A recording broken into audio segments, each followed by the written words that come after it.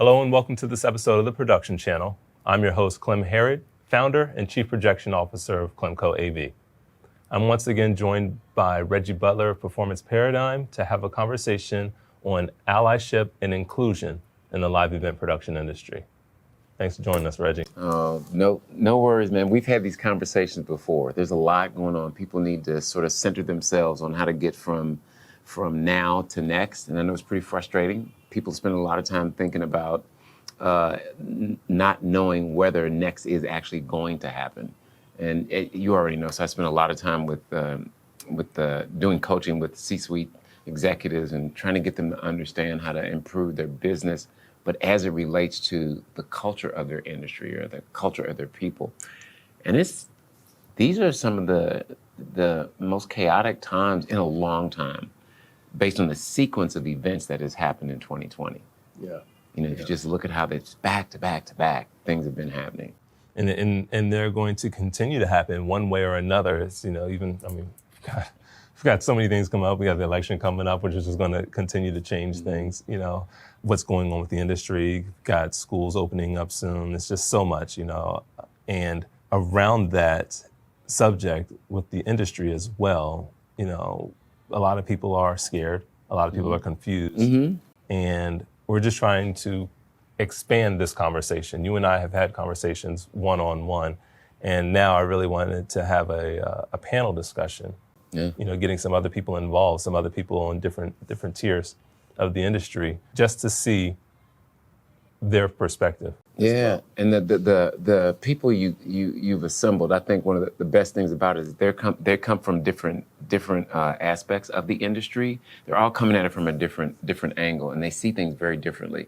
To have them together at one time versus just having only text or only, this is different. It's really good. So I thank you for pulling this together, because there's going to be no shortage of knowledge that people need during this time. And the biggest thing from this is to not just have a conversation, but let's talk about things that we are actually going to do. Let's come up with some action items so that we can move forward, as you say, right? Yeah. The next 48.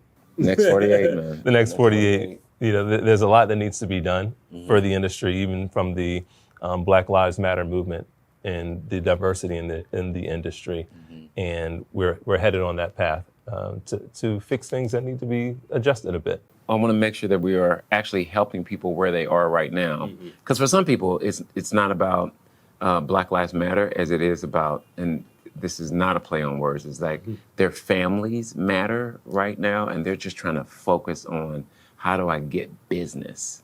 There happens to be at the same time this pandemic on race in our nation, and we've got to deal with that too. So you being bold enough to put the two together and talk about it is the right thing to do. Yeah. We just got to keep trying. And do. So my team's setting up your office for you for our virtual meeting. All right. See you in a bit. Yep. So as Reggie gets situated in the other room, I want you to be open to this conversation that we're about to have on hope and growth during these challenging times in our industry.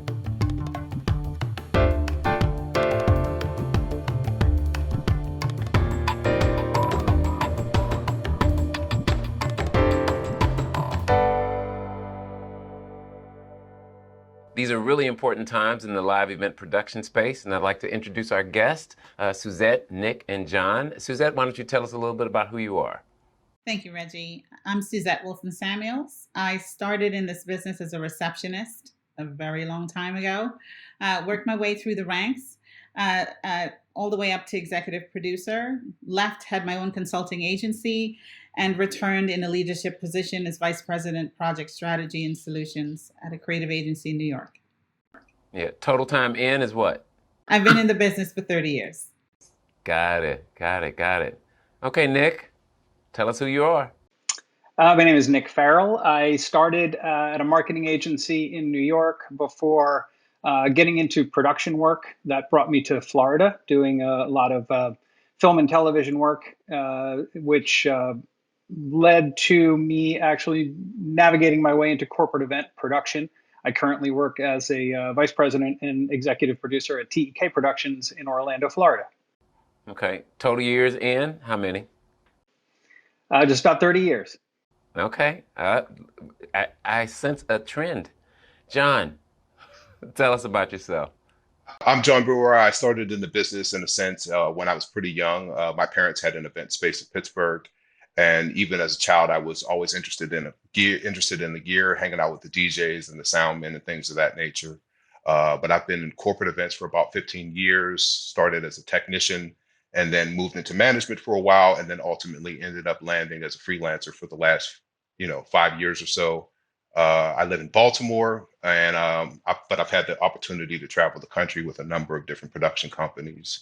Currently, I am in the throes of the COVID pivot, like the rest of us, and I've started to expand my business to do some technical consulting, as well as I'm a dealer for a number of different brands that work in the virtual event space.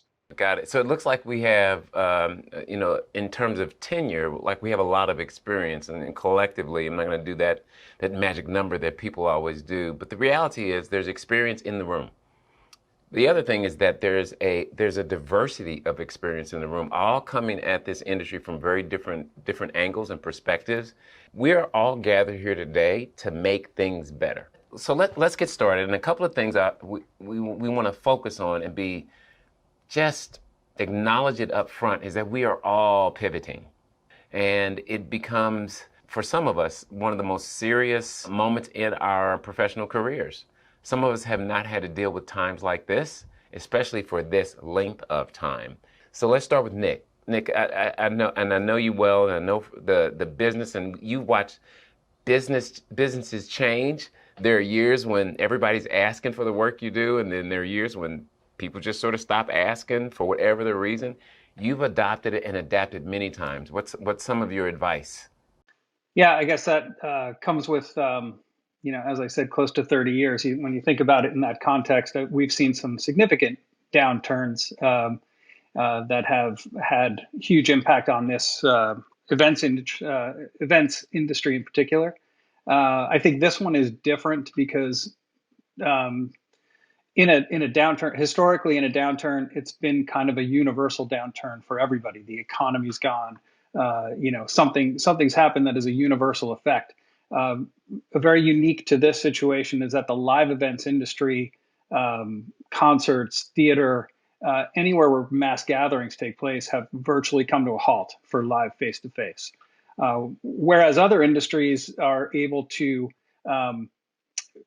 muddle through as it relates to some industries are unchanged, banking, et cetera. So, or I won't say unchanged, but the impact to them is very small. Even restaurants can do takeout, but for live events, there is no takeout for us, right? As the popular meme goes. So it's a real struggle for people right now, and especially at the technician level, all the way up through business owners. So the big thing for me and kind of what has helped me through in the past is just an understanding at the macro level what we're doing. We're communicating, we're helping people communicate and get a message out.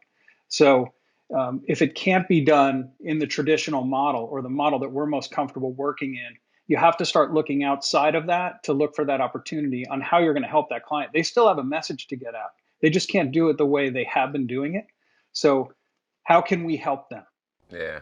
Coming from that mindset of like, how can we help, is a very different frame than some people are using right now. It's like, I don't know what to do. And I'm having conversations with my clients, and I actually don't know what to say to them, or I don't know what to do, versus going to them and going, we can help, just tell us how. It's such a different way to think about things. Suzette, you come from a very different perspective in the industry, but you're still of the industry. Like, we're all in this. So what do you see as a need that people need to be able to sort of activate in themselves at a very personal level so they can manage a time like now? I think it's pretty simple. I think we all have to upskill. We all have to accept the fact that we need to find, create, learn new skills in order to be able to show up. And I think it comes down to that. I think companies need to do it, technicians need to do it, producers need to do it. We all have to find that and help each other grow and learn and change and transform as the industry transforms itself. Yeah, and Suzette, for some people, it's like like upskilling. This is what I need to do right now. It's like, really, I need to get a check. Like, I don't have time. I can't upskill and charge somebody. How do you reconcile that upskilling, while it is absolutely a thing to do, for some people now's not the time? Well, I think for me, the thing that I try to tell my peers and people in our freelance community is that you can't wait for the change to happen to be ready. You have to get ready, right? And I think that's what upskilling is about, right? So yes, many people have lost their jobs and lost their way and not know where to go, but uh, the change is coming, right? So you have to get ready for it, and I think we have to figure out what does that look like. If it's not in this industry for you because you wanted to get out and you can use the time to pivot in that way, do that. But if this is where your heart and soul is, then you have to see yourself in a different light. You have to see yourself in a different way and make sure you're getting ready for when the door opens again. Yeah, that's good, Suzette. Clem, Yeah. yeah. I wanted to talk on this. So this actually reminds me a lot of the stock market. A lot of people will, during this time, they're day trading. And right now, it's a downturn in the market. And when, the market's low and stocks are low is when you buy. If you look at yourself as a business, you're investing in yourself in a low market so that when things do come back around, you are ready for, that uptick. And you're ready. You've informed the clients that I have these new skills. You've gone through the process of building relationships. For me, that's been a huge thing in my entire career, is building relationships and maintaining relationships, and then partnering up with other people in order to make one another successful. I don't look at it as me trying to make myself successful. How can we be successful as a collective through all this? That's really hard, man. It's a powerful message, though, but it's really hard when I don't know if I'm gonna be able to feed my kids. And I'm not saying that in a diminishing kind of way, but there's some people, it's like, I thought maybe for a month, like I could make this work, and now it's turned into 4 or 5 months, and now it looks like I'm getting messages that this may not turn itself around until 2021. I'm like, wow, me helping other people is not my thing, because it can't be. So I know, John, you talk all the time about there's probably one critical skill or thing that people need to do in order to manage through times like this. And I remember our earlier conversation. What was it?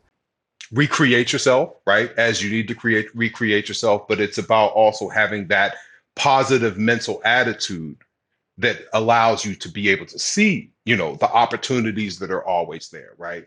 Like as you know, we've talked about this previously. I mean, that's the thing for me, is I always assume that the opportunities are there. I just may not be tuned into them. So for me, it always kind of comes back to self, regardless of, like what's going on out in the world. I mean, that's something that's, that served me well, thus far, right? I mean, obviously this is a new situation, but I still am working under that same assumption that if the next opportunity is going to come, it's going to come because I'm taking personal responsibility, and because I have the mental attitude that's going to allow me to see it.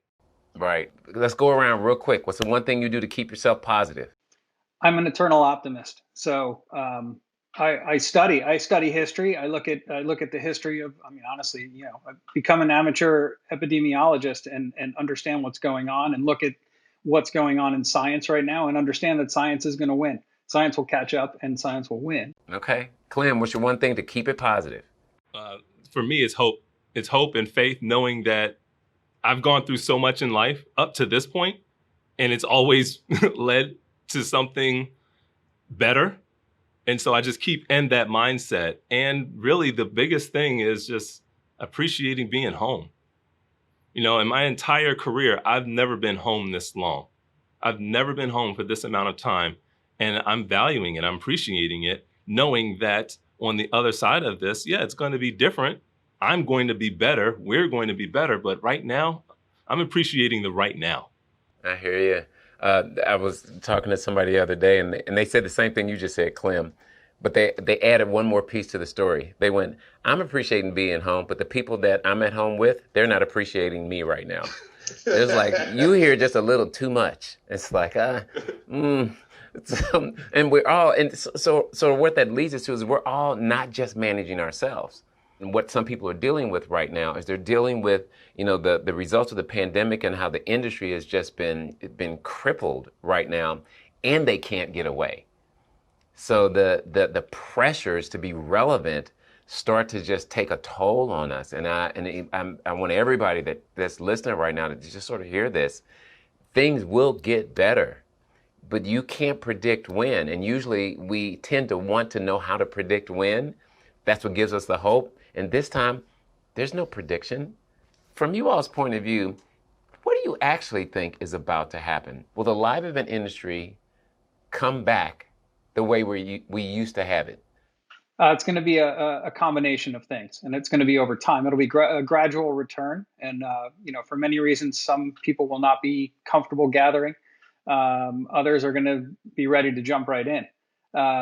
As far as the industry as a whole, I think the notion of a hybrid events is here to stay. We've been doing it for a long time already, where we're streaming content real time out to audiences that couldn't make it to the live event. Now that's just on steroids. It's being done better. There's more to engage that virtual learner or virtual attendee. So we've improved on the platform in some ways to allow for both to take place.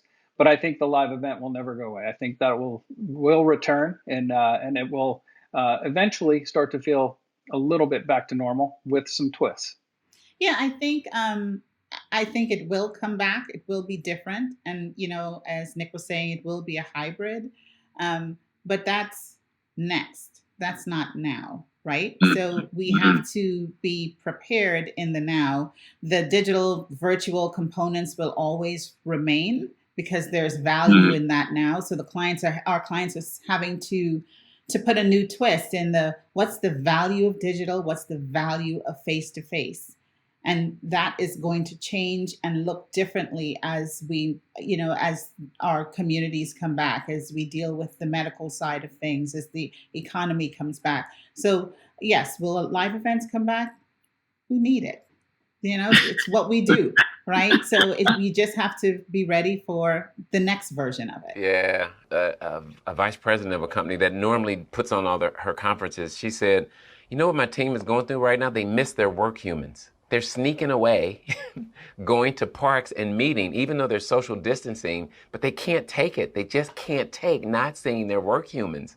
I'm like, like everybody. So everybody wants to get back together.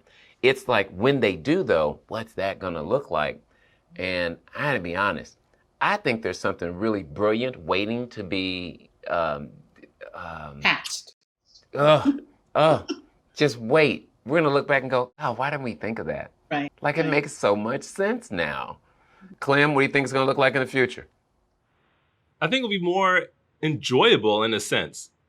I think about concerts that I couldn't go to, music festivals that I couldn't experience. And now there will be a virtual element to it. People will want to see it because we're getting used to it. And the production value will go up on those concerts, those festivals, all those types of things. And so therefore, that's part of the industry coming back because we will be behind the scenes, behind the curtain, still broadcasting those types of events. It will be different, but as you were saying, like we need to feed off of each other's energy. You think about the introvert and the extrovert.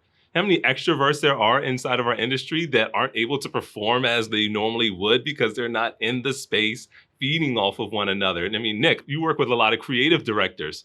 Think about how when you're sitting there in those meetings and you're just going back and forth with your chips and salsa or your tools to engage your thought process, right? Don't give away the tricks of the trade. Chips and salsa goes a long way for those creative discussions. But it's true that collaborative, that real time in the same space collaboration that you get with people can't really be recreated in the virtual space. It's fantastic, and the ability for us to connect via Zoom and all the different platforms is certainly filling the gap for now. But people miss it.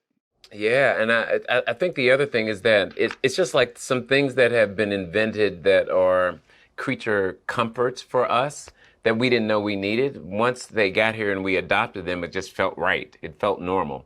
And that's what's starting to happen with virtual experiences now. And I want to sort of throw that out to the industry. Think about what's possible that hasn't been used in the way it could be used yet. To Suzette's point, if you could skill up and figure out how can I take what's already here and make it relevant now because we're in a virtual world, it's just a different way to spend your time thinking about what to do next. And that's where I want to push you all toward is don't let now hold you back and make you be at the backside of the curve of innovation. From your point of view, what's some of the biggest challenges that this industry is dealing with? Because we want to acknowledge that they're there and not be in denial so that we then can own that we can do something about it. I think the biggest challenge the industry is facing right now is just the fact that we don't know, right? I mean, I think that like we can't plan. I mean, to an extent, we can assume, as Nick said, that things are going to come back. It's going to be phased. It's going to be incremental, but we can't plan with precision, right? And I think that's probably the biggest challenge that the industry is facing. I mean, from all of the companies that I'm working with, they're all taking various different strategies, but they're hedging their bets kind of based on, you know, a measured approach of what they think it's going to look like. And that's been the biggest feedback I've gotten from them is like, you know, well, what do you think about this idea or that idea? And they're just like, we just don't know. And Suzette, as an agency, what are you hearing that are some challenges that we, as we sit in other parts of the industry, may not be thinking about? Well, I think not all the hotels and not all the companies we work with may be there when we return. You know, if you really, some of our own competitors are, agencies, some people will have to pivot out of this industry just to feed their families. But I think even what we know, our go-tos, you may turn left and that person, that team, that company, that hotel, that space may no longer exist based on what is happening now. So we have to, it's the 7 stages of grief, right? We have to acknowledge that all of those things will happen, and we'll have to look for new things, new locations, new teams, new partners, new venues, new solutions, and explore what those things will be, and see how we can work together to make it better in the future. So we know the industry is changing. What do we do next? And that next is going to come from, some of us are going to have to tap into the innovative side of who we are, but also, to Clem's point, tap into relationships that you typically didn't have to before. Because you're not going to be able to know what's coming if you're not talking to people who are planning for next. So it's one thing to talk about the industry and to talk about gear and production and live events and all those things. It's another thing to talk about the complexion of the industry, because as you can tell what's going on in the world right now, there's a lot of due diligence being paid to, are we giving the right opportunities to a more diverse population of people? And because that opportunity is upon us right now, we sort of have to sit in a space where saying, while you're skilling up, or you're also expanding your network to other people where you can mentor and bring people in. I'll just go ahead and put it out there. What can we do to actually have more people of color have opportunities in our industry? We're reforming the industry anyway. Why can't we reform it with a different complexion? Yeah, I think this period of time has been a unique time of pause, right? And within that time, based on what the pandemic brought on and the economic challenges, and then add to that what's going on in the race and racial injustice, and just kind of that awareness, that reawakening of awareness that perhaps people had not been as focused on for a period of time, and with that lack of focus, things have gotten worse. So this pause in our year here has really given the opportunity to think about stuff and say, well, maybe the approach should be different when we do come back, when we will come back.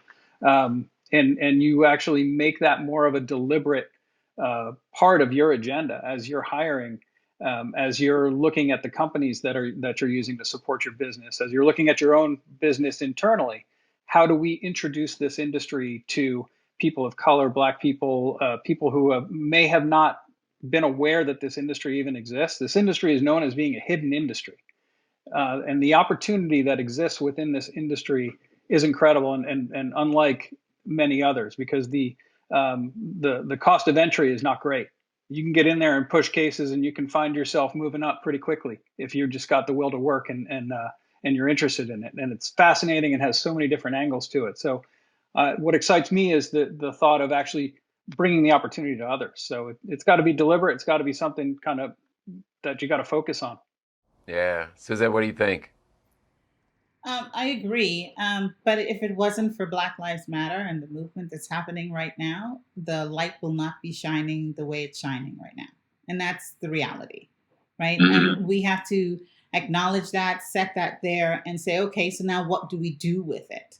And I think it's what we do with it would be helpful to probably giving the Black and Brown community, another opportunity that they didn't have. But it's not just getting in, but it's finding opportunities where growth is possible,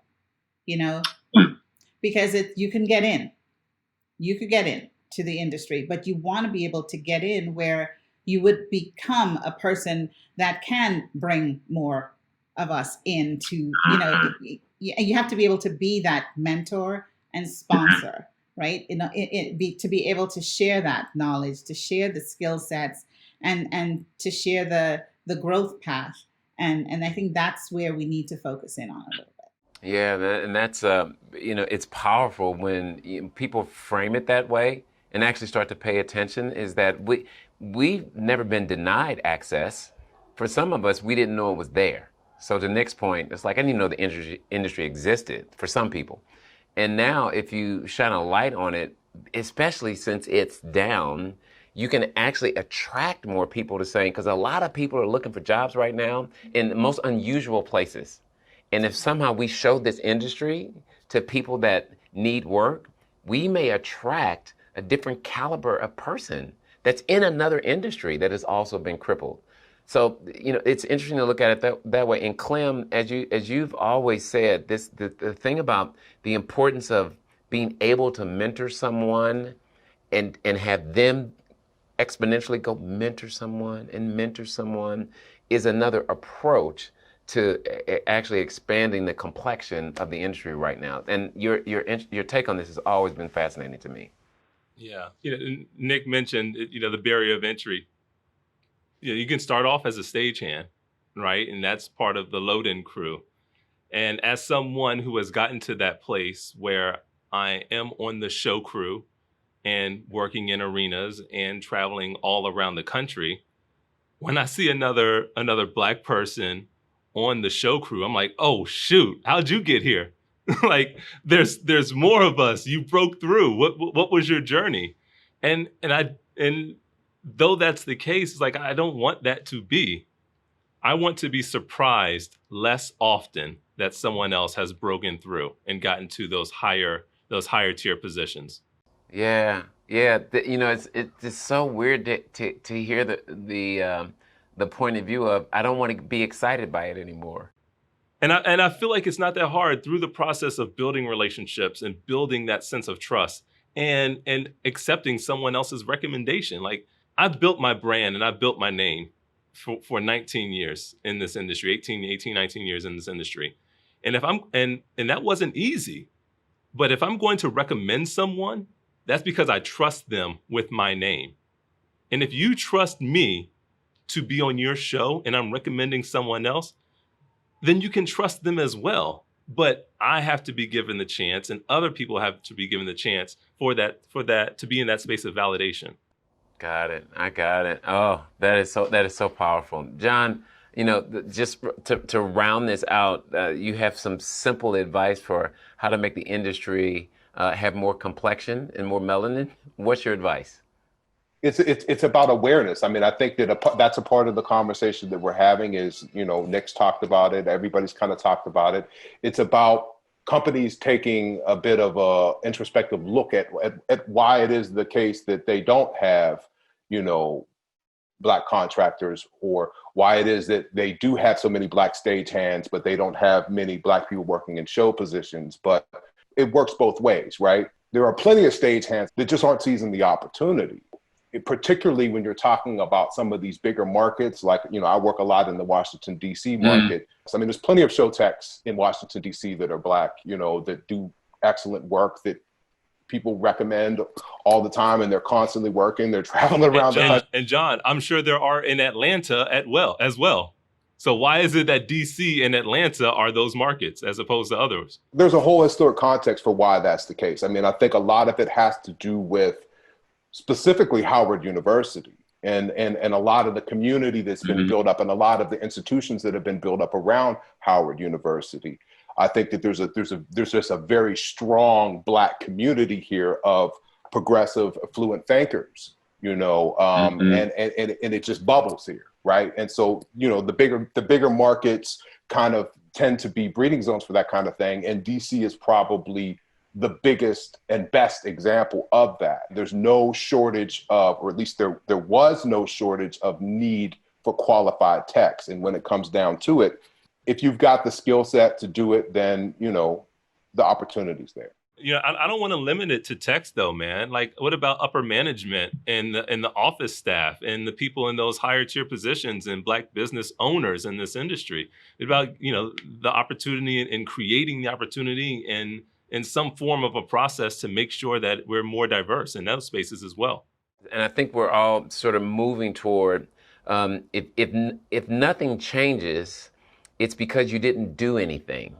Because now there's a chance for things to change. And I'm pushed really hard and saying, do your role, do your part, whether you're being, if you're going to take on the mantle of being the only one, thanks, good. But make sure you're not the only one, because there's something you can do about being the next one. And there's all these different ways to get us there, but it is very, very possible. You also have to realize that the narrative of racial justice and equity is in our nation's DNA right now. So there are a lot of companies looking for people of color to fill certain roles. And there are a lot of people looking at this industry saying, where can I find them? Where can I find them? Shame on us for anybody who's shown any interest whatsoever in this space for us to not be pulling them toward it. To Suzette, to your point, it takes some very, very strategic partnerships on both sides of the event space to make this actually happen. So we stay in this for a really long time. The amount of experience on this panel is phenomenal. And I'll always ask this question when I do panels like this, especially for people who are seasoned. Tell us why you decided that this is the industry you wanted to be in the particular sector that you are in. And then what advice do you want to give to people who are trying to manage right now so that they can be optimistic about next? John, do you mind going first? Yeah, sure.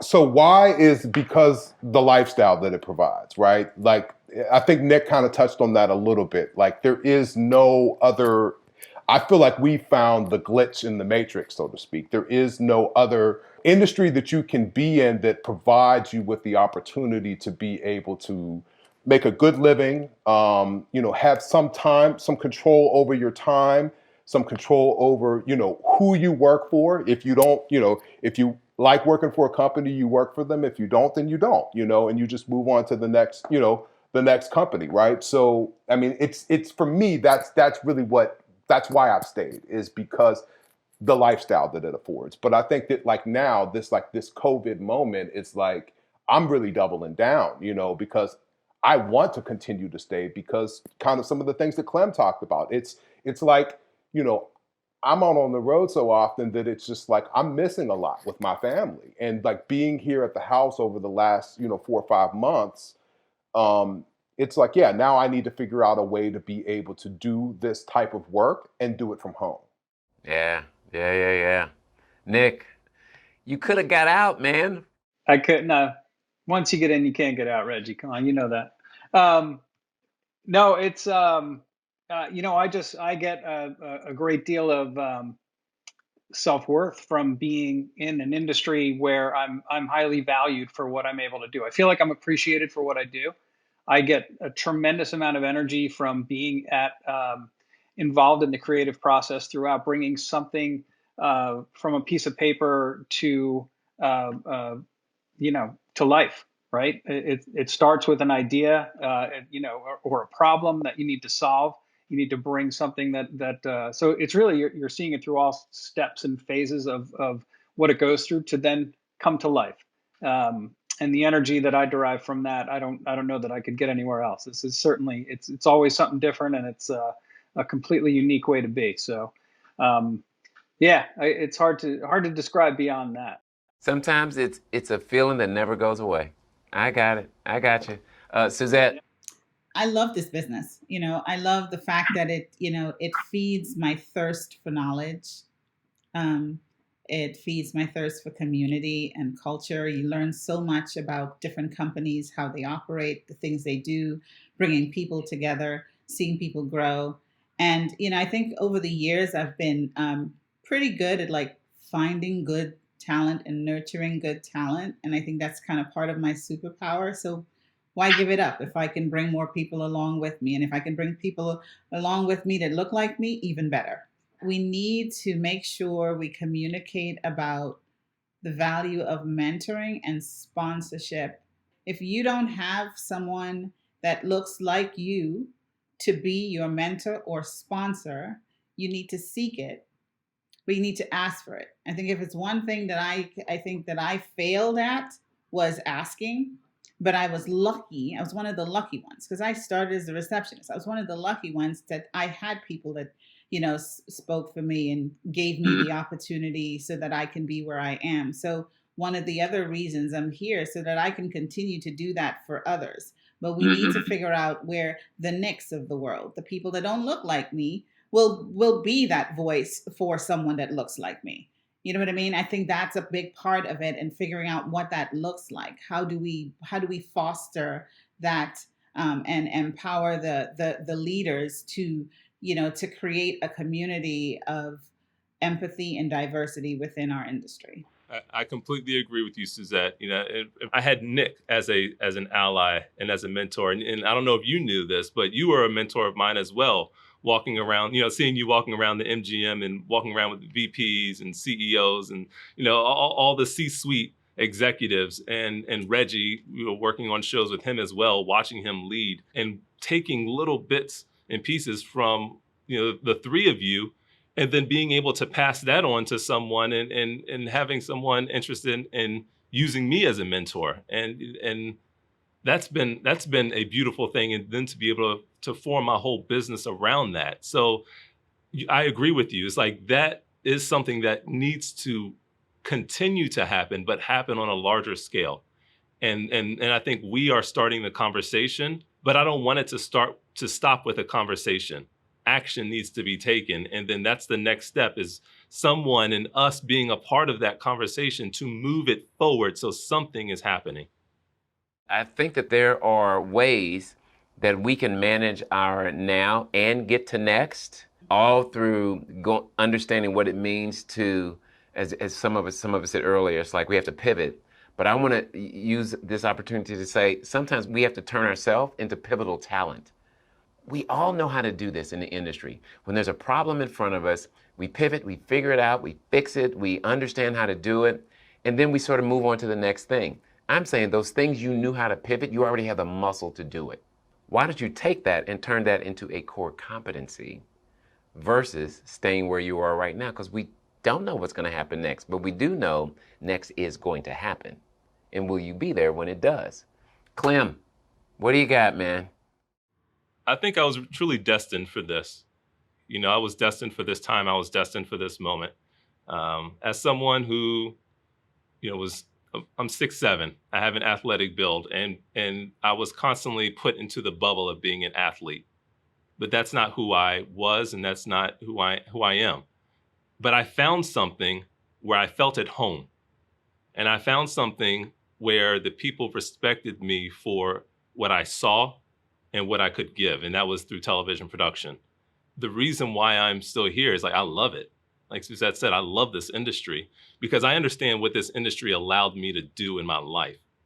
Finding this industry and finding the income that could be made through this industry, it took me out of poverty. To find something and love something so much that has treated you right for so many years, of course you're going to want to give your all to it. But at the same time, for me, one of the main reasons why I'm still here is because I'm a Black man that's trying to do something in this industry. And I want other Black people to see that someone cares so much about them and that so much about this industry that we can make a difference. When I was coming in, I didn't feel like I had that model image of greatness that I could strive for. Yes, there were technicians that were doing it and excelling in that role, but that greatness, for me, like that's a role model. That's as a video projectionist, right? They're that model image that I can converge my image to in a way and take little pieces and try to mold myself after them and clear that path of excellence, of being a Black business in this industry that's excelling and doing something, and clear that path so other people can follow behind me to learn how to do this well. And not only learn how to be a good technician, but as independent contractors, we are businesses. We are small businesses. But how many people really know how to set themselves up as a small business, manage their QuickBooks, read their profit and loss statement? Like all of those are things that we need to do well. My biggest regret in college, I didn't know that this was going to lead to an independent contractor 1099 lifestyle. I thought I was going to be a W-2 somewhere. But had I known and had somebody told me and informed me, I would have taken business classes. I would have minored in business so that I could be a successful technician and independent contractor as a business owner. And those are some of the things that I had to learn the hard way, but those are also some of the things that I'm making sure that I share with others. And that's why I'm still here, because that story needs to be told. And that's why I wrote my book, because that story needs to be told, man. I hear you. I hear you. I'm sorry. You know, I get passionate about stuff. So for me and the gathering that we've assembled, this is all just a step in the process of many perspectives. And while the lights may be off in the industry, the power is still on in you. So let's figure out how to get there.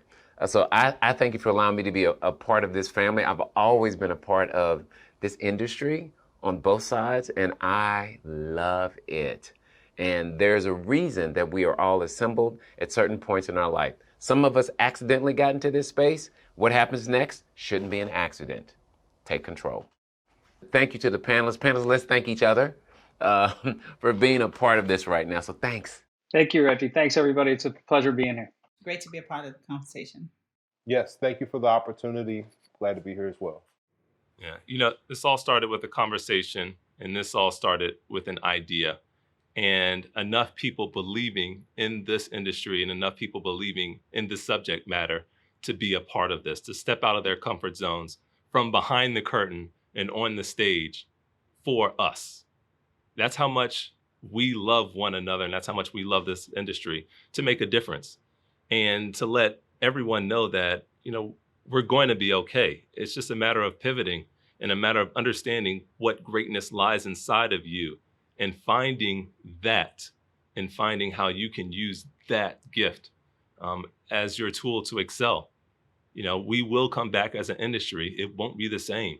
Acknowledge that, accept that. It won't be the same, but we can make it better. We can make it better as a collective, as a collaborative unit, knowing what we are capable of. We are engineers, we are creative, we are productive, process-driven people. We are people that know how to make the impossible possible. And we will continue to do that. Thank you so much for listening to this conversation. Thank you so much for being willing to make a change, not just for you, but for those coming behind us.